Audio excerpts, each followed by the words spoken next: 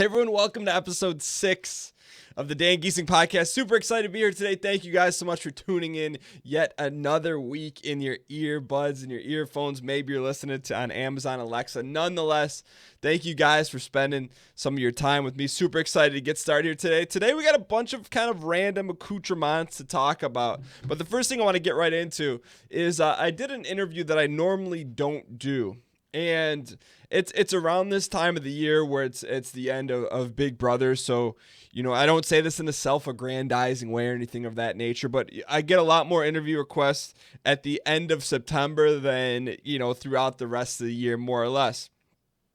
And so most of the time I don't take those interviews on for whatever reason, I just don't, I'm involved in the Big Brother community from afar, and it's not so much my focus in terms of what I do. You guys know that the whole topic of this podcast is spending all the time I can developing the gaming brand and channel. So I got an interview request, and the questions were pretty smart, and it was about 50% Big Brother and 50% about gaming. So I decided to do it, and there was a couple reasons why. One, I felt like, anytime I get an interview request, if it gets its way right to me, I'll do a little quick research and see if the person's like pretty serious about it, if they've been doing it for a while, if it's like their first interview. Just because someone that's been doing something for a longer time and maybe they've been grinding it out, obviously have a little bit more affinity towards than someone who's just starting, just because sometimes it takes a while to get good. So anyways, that was one of the reasons. The other reason is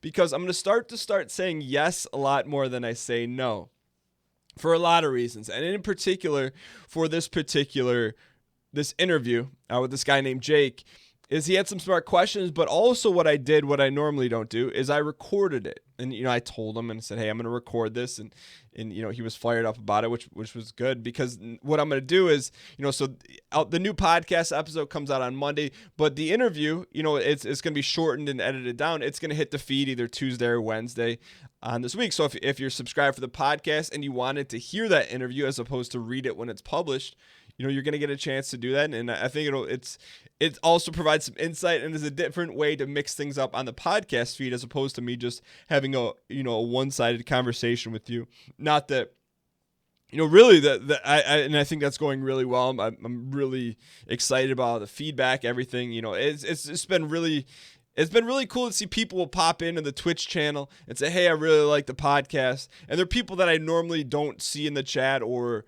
I'm not familiar with. So it's cool. So anyways, but just to not get too far off the path.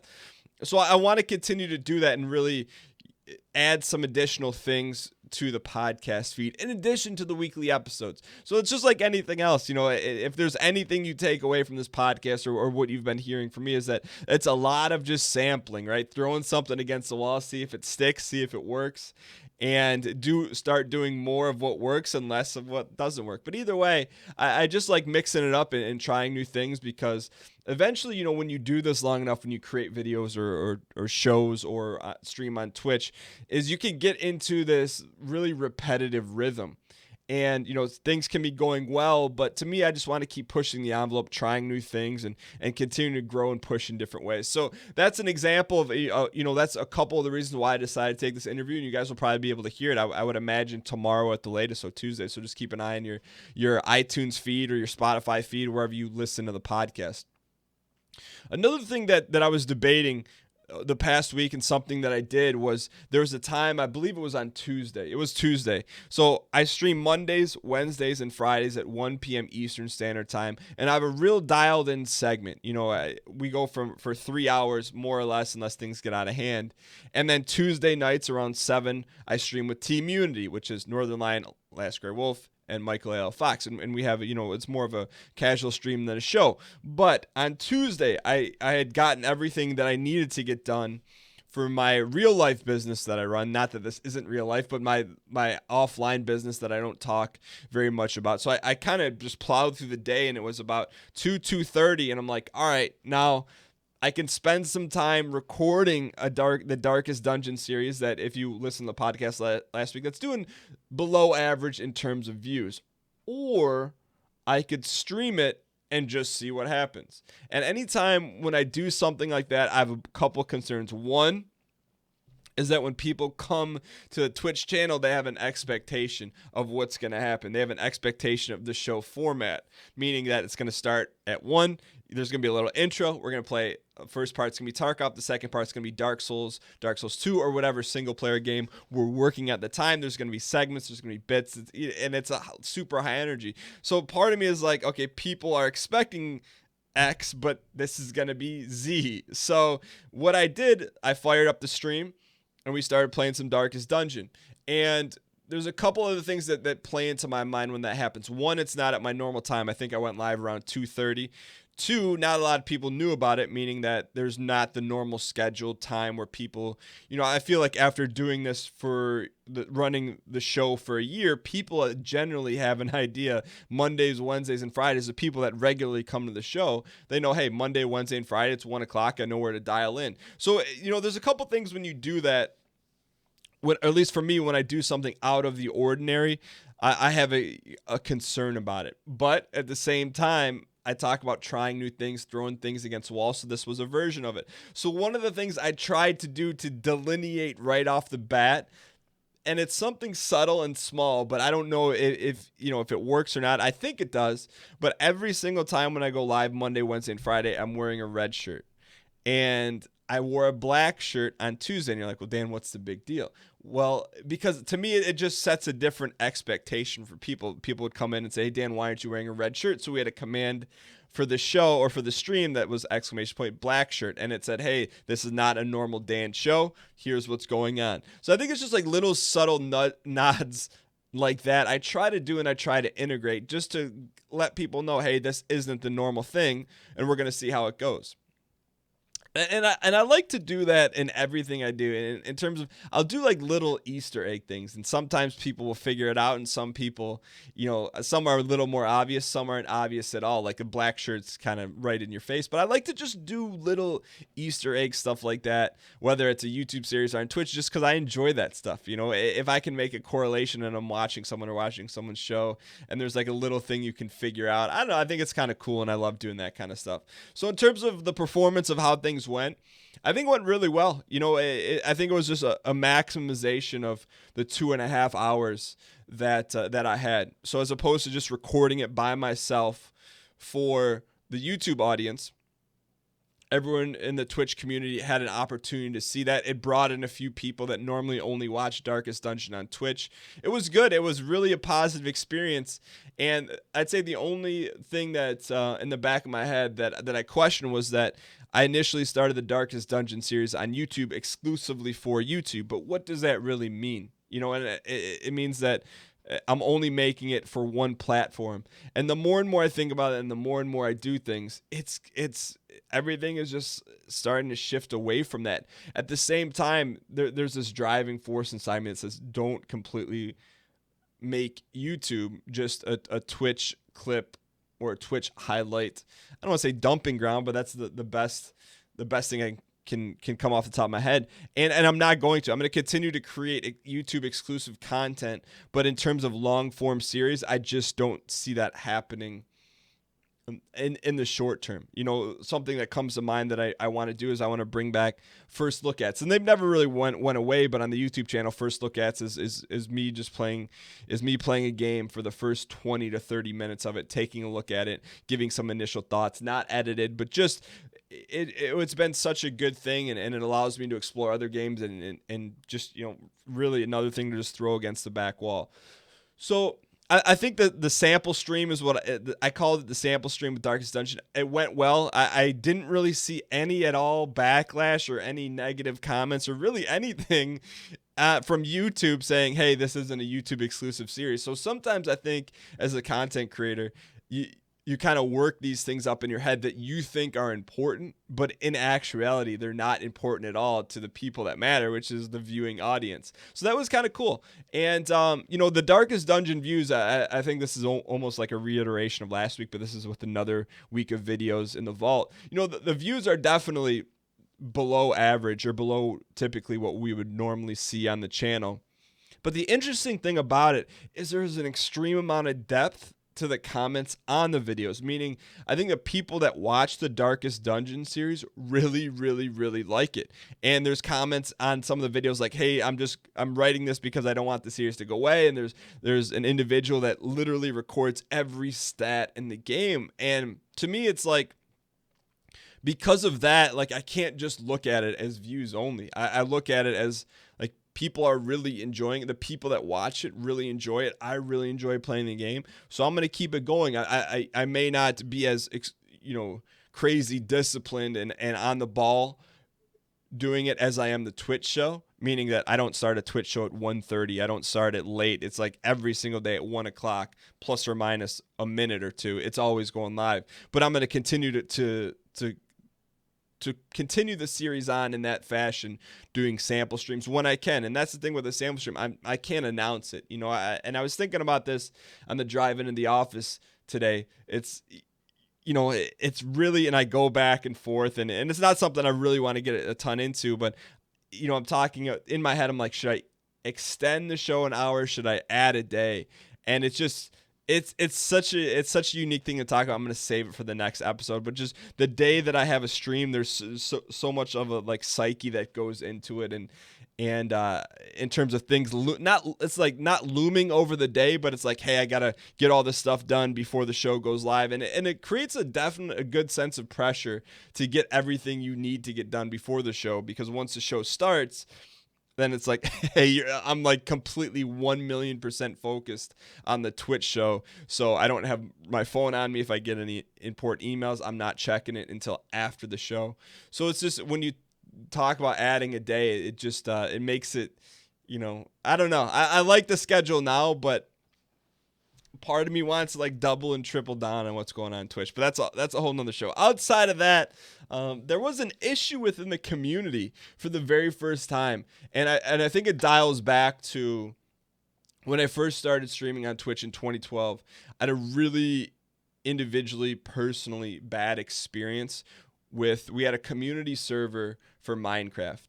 And it wasn't a positive. It didn't end up being a positive thing for the community. I really kind of left a bad taste in my mouth for a lot of reasons. I don't want to get into it because it was, but I will say it was a tremendous learning experience on how to manage a community server and something cool for your community to do together. So about a couple weeks ago, a couple people had brought up to me, hey, could we do a Minecraft server for the community? And it immediately in my head, I flash back to like, it was really bad. It burned a lot of people in the community in the past. And I was super hesitant. At the same time, I am of the extreme mindset of I always listen to the community, meaning if everyone wants to see something or a lot of people, we're going to do it because that's the people that, drive the show.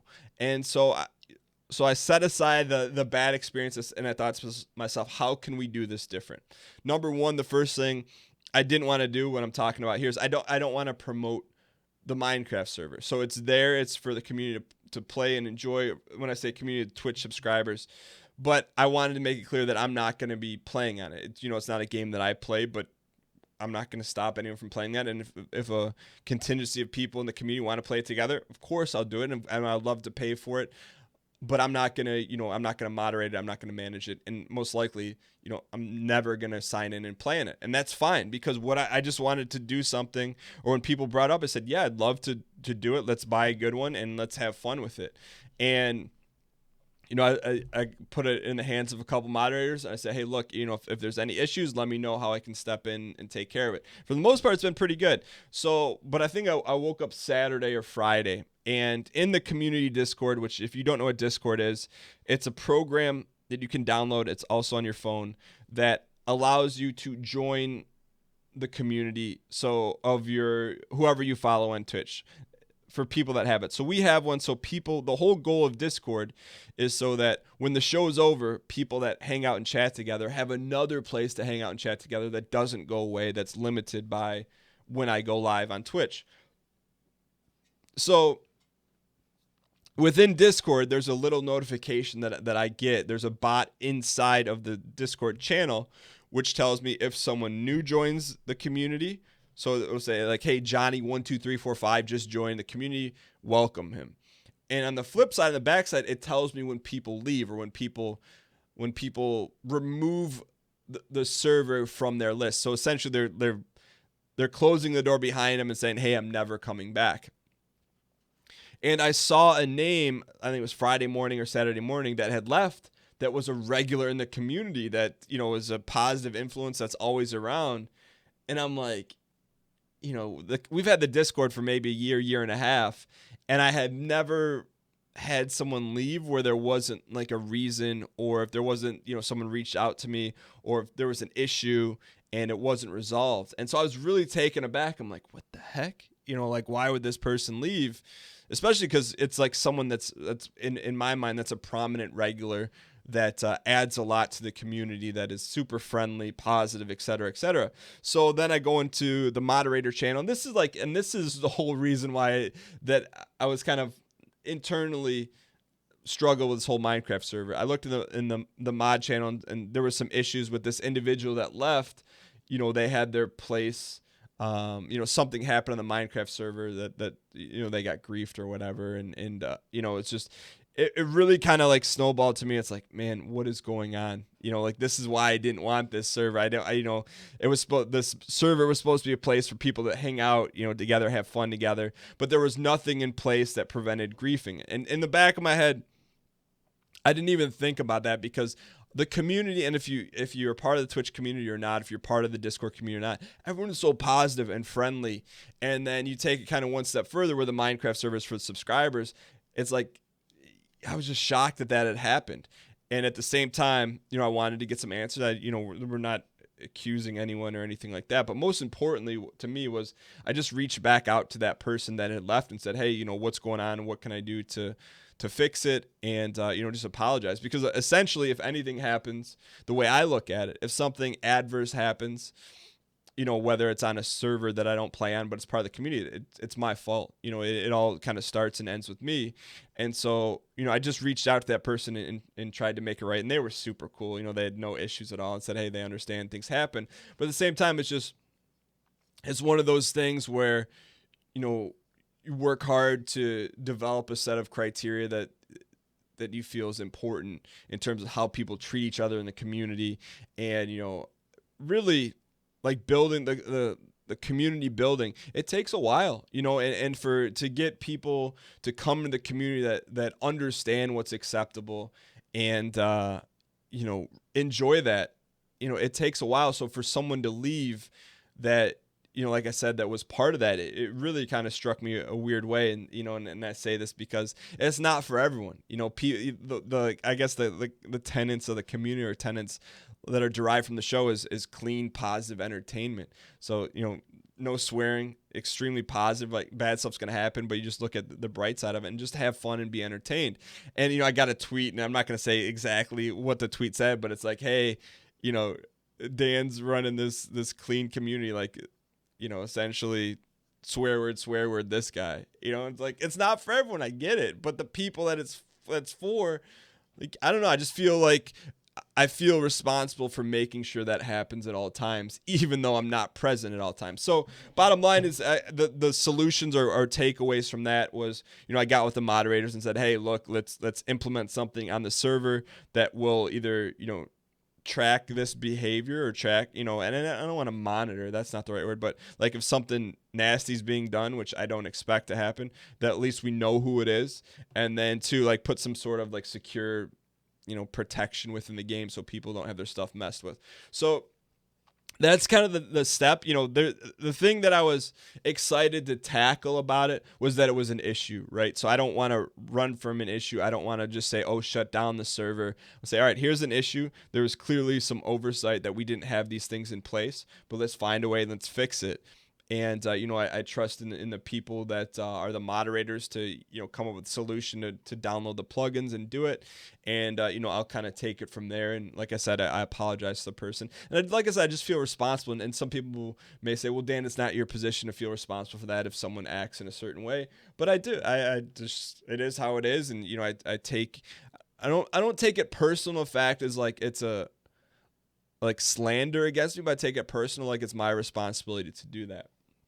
So speaking of Twitch subscribers, another thing I did over the past 2 weeks that I instituted in the community, nothing's come from it on the back end yet, is I just sent out a form to Twitch subscribers that says, hey, fill out as much of this as you're comfortable. The more that you fill out, the better it'll probably be for you, but it's something you don't want to miss. Essentially, it's like a VIP list for Twitch subscribers.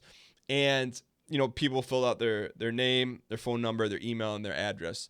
And immediately I could see some people's faces right now listening to the podcast being like, Dan, why would you ask for that? And part of me wants to tip my hand as to why I'm going to, but I just want to, I want to, at various times, do things for people that are in the community. That's all I'm going to say about that. But it was interesting to see there was like a lot of people that were like, sure, Dan, let's do it. I have no problem. There's some other people like, hey, do I really trust Dan with my personal information? Which I get, because it's, people sometimes like to separate that. But for me, I'm always looking for ways to show appreciation. And I feel like that VIP list is going to be a great way to do it. Down the road, when things start to happen with it, I'm going to share that with you guys on the podcast after the fact. But it's just like anything on the podcast that I talk about, it's about things that are done, not things that I'm planning on doing or things that are going to be done. And I think that's a pretty important focus for me on the podcast, because when I go to sit down and do the podcast every week, I don't want to talk about what I'd like to do or it'd be nice to plan or even that's on the docket to plan, because there's no analysis, there's no outcomes from that. So like, for example, the Minecraft server, there's some good things that came from that. There was a bad thing. We talk about how to address the bad thing or how I addressed it and how I move forward. So another thing I did that I would say, I think the VIP list is going to be a great thing. There's a large number of the subscribers that filled it out, which is exciting for me. And then I put something else out there, and this is all in the community Discord on the announcements channel. I put something else out there and it said, hey, I'm looking for help within the community. I'm looking for an admin person, a graphics person, and what I really need right now, what I'm looking for help with, is producing the podcast. So ideally, what I want to happen, and I need to find someone to do this, is that I just want to record the podcast, upload it to a Dropbox, and then have everything else on the back end, which there's a lot that goes into it that is done. And whether that person volunteers or I pay them to do that. What I did is I just put it in the Discord. I didn't tweet it out. I didn't put it on my Instagram, because I would really love for someone within the community to help with that. Like I said, whether it's an intern position, whether they get college credit, whether they get paid, it doesn't matter to me. But I just want someone familiar with audio that can help with that, because it's important to me that it comes from within the community, because I've asked for help with things or to hire people outside the community. And it's just, I'm saying not that it can't be done, that someone can be hired outside the community. I just think it's a lot easier of a fit. And I think it's kind of cool if it comes from inside the community, because people kind of understand the culture of what's expected, the little nuances that really you only get from being a part of the community that really can't be explained to you. It could be explained to you, but I wouldn't sit there and spend 5 hours explaining all the little nuances of the community. You just kind of have to be in it. So that's something I'm really focused on, because I feel like it'll allow me to do a better podcast. I feel like to grow the podcast more in terms of, making an even better show, to do more within the podcast feed. I've produced, and edited, every episode so far. I get it. I understand the process, but I just need some help with it so I can spend more time making the podcast as opposed to producing it on the back end.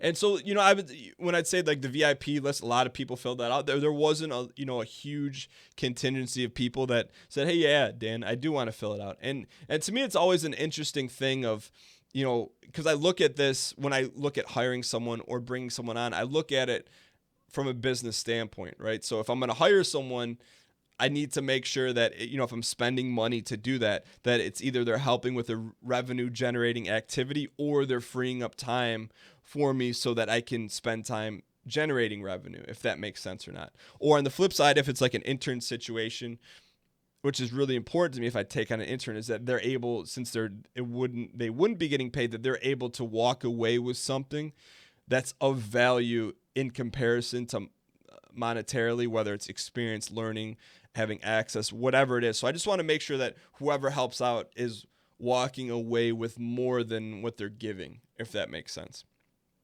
So that was something where there wasn't, I think, and I haven't checked it in a couple days, but I would say there's probably maybe 10 to a dozen people that filled that out, and no one was really, super into audio. So I'm just going to kind of be patient and wait for the right person to fit that mold of what I'm looking for in terms of adding someone on the backside. Kind of like what I did with Zane, the editor, right? It took a while to find an editor I was comfortable with, and that helps with the YouTube videos. And I feel like it's going to be the same with the audio.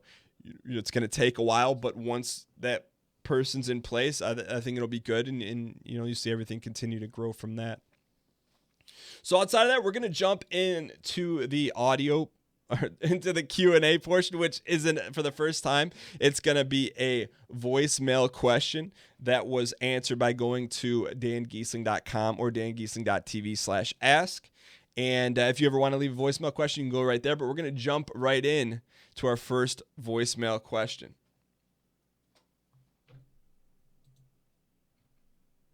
All right, so if you're watching this live, what I'm going to do now is I'm going to play the voicemail question. So, but if you're watching this on YouTube, this is kind of what I'm doing on the backside. But I'm going to have to edit this into the podcast. So let's go ahead, and you should be able to hear this. So here's the question, and I want to hear it myself so that I can be refreshed about the question. Hey, Dan. I was just wondering what your current thoughts are on the state of your Twitch community / Discord community. Fair. Whether you'd like to see any changes or if you're happy with how things are. Hey everyone, welcome to... all right, so let me mute this track and start it. All right, so the question is from an individual that didn't leave their name. They wanted to remain anonymous, which I respect. They said, hey, am I happy with how things are going with the Discord? And I picked this question just to tie things in, with the issue with the Minecraft server. And in general, I'm very, very happy with the Discord. The goal of the Discord is to provide a place for people to hang out. They play games together. People in the Twitch chat, they get to know each other. They want to hang out, is to just provide that place where people can hang out and have it be an extension of the show where it's the same type of parameters. There's voice channels in Discord that people want to talk and play games together. There's game-specific rooms. So I feel like that's all going really well. I'm very happy. And I think what I'm most happy with individually is that it's slowly growing, and not just in numbers, but in people interacting. So maybe a month or two ago, it would be relatively quiet, or there'd be a day go by with just a few people talking. But now there's a lot of activity there. People, throwing ideas around. They're posting memes. It's just cool to see the relationships develop within the community. And also, I check it multiple times a day, whether on my computer or on the phone. I check it all the time just to see what's going on, see what people are talking about. And it's allowed me to get more familiar with people from afar. So, whether I notice that someone's talking in the Tarkov room a lot, or people are talking about, school or whatever they're involved in, it's just another way for me to get to know people about the community, what they like, just a different relationship. It's been going really well, and it's really kind of, for me, established or even grown the regulars. So there's people that come around the show that are regulars. There's people in the Discord that have become regulars because of that. And I don't know where the overlap is, but basically it's been a really positive experience, I think, for the most part. There's been very, very few problems, and any of the problems have been solved, fairly quickly.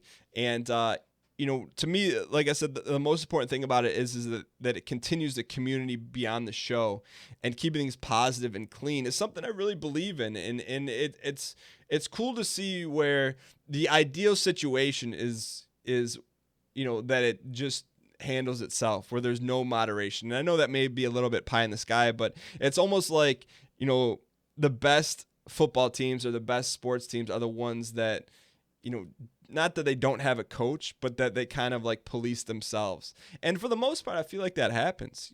Everyone takes ownership of the community. If someone's out of line, it's really just kind of picked up pretty quick.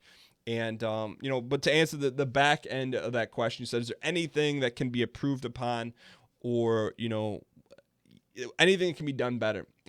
And I always look at that as there's always something that can be done better. In terms of Discord, I don't know. I haven't spent enough time focused on what we can add to it. And I think that may be an error in itself. But, I think there's always a way to improve the Discord and improve anything.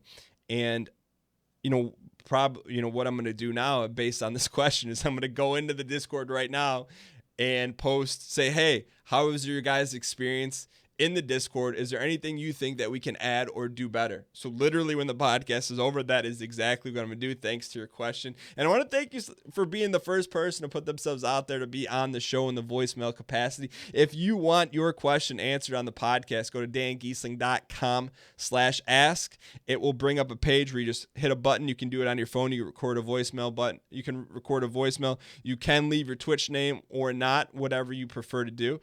And it's cool because I know who that person is, but they said, hey, just don't say my name. So I'm not going to say it, but it's like just another way, to become familiar with the community and, get your question on the show. But anyways, that's going to wrap up episode 6 of the Dan Gheesling podcast. Thank you guys for all your support, all the love, all the feedback. If you are listening on iTunes and you haven't left a review, I'm going to ask for it. If you're enjoying the show, I encourage you guys to leave a review. Type in a sentence or two of what you like about the show or what you would like to see improved upon the show, because I read those as well. I listen and read to all of your feedback. It helps to make things better. That's one of the first things I look at is how's the show's doing. Are people leaving reviews? What are they saying? What do they like? What do they don't like? So if you haven't yet, I would appreciate you doing that. And as always, I will see you guys or talk to you guys next Monday, but keep an eye out on the feed for the interview. So the non-podcast show, the interview will hit the podcast feed. And thank you guys so much for listening, and I'll see you guys next week.